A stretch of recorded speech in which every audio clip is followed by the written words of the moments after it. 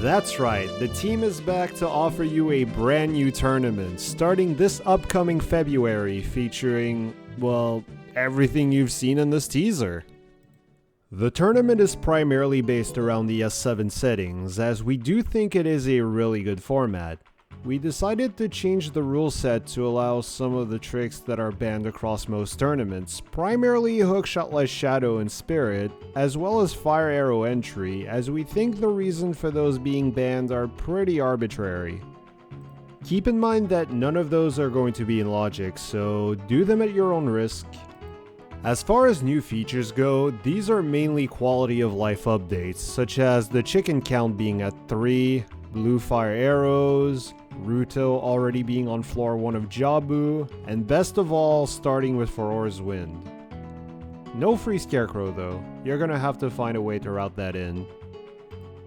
Other new quality of life features revolve around the hint system. We decided to have all 3 of the high Skulltula account hints be directly at the Skull House, and in SGL fashion, you will have all 4 foolish hints at the Temple of Time Stones, and it will feature some dual hints. The hint system will be composed of 5 paths, 4 foolishes, 3 duels, 3 sometimes, and 5 always hints, including the Nocturne check, which you've seen in this video.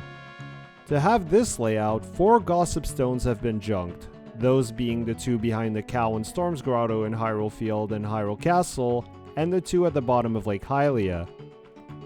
That being said, you probably noticed that one always hint was missing in the presentation. Well, this brings us to our last feature, and the reason why we named the tournament like we did. That's right, we're including the Forbidden Check in our tournament. Now, I know your reaction is probably something like, "What? What the fuck?" But before hurling a million insults at us, keep listening, as we've made significant changes to make the quest much simpler. You're going to be starting the seed with all of the child masks in your inventory, meaning that all you need to do is give them to the appropriate NPCs. You can also give them in any order you want and only need to visit the shop one time once you've given all 4 other masks to receive the Mask of Truth. The last part is exactly the same as the Skull Mask check, meaning you need to take it to the Deku Theater to get the item. A few extra details you need to know for this. First, to give the Skull Mask, you'll need to have Saria's song, as you need to play it to Skull Kid before being able to sell him the mask. Second, you probably already know who wants the Keen mask, but in case you didn't know, the kid in the graveyard is the one who wants this spooky mask, and there are no restrictions to give it to him.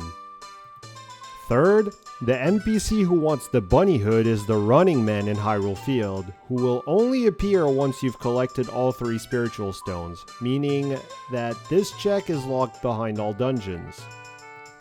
As a bonus tip, the best way to catch the Running Man is to get him at night right next to the Tektite Grotto. Because of these changes, we removed Skull Mask as a check to replace it with Mask of Truth. The mask shop will always be junked, and we've also disabled Fast Bunny Hood, as that would just be silly.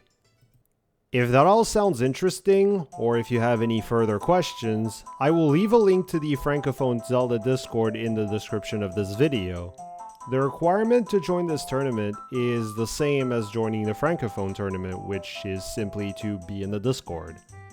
This is also where further details will be posted for this, and where we will be able to answer all of your questions. We hope you will all join the Tournament of Truth.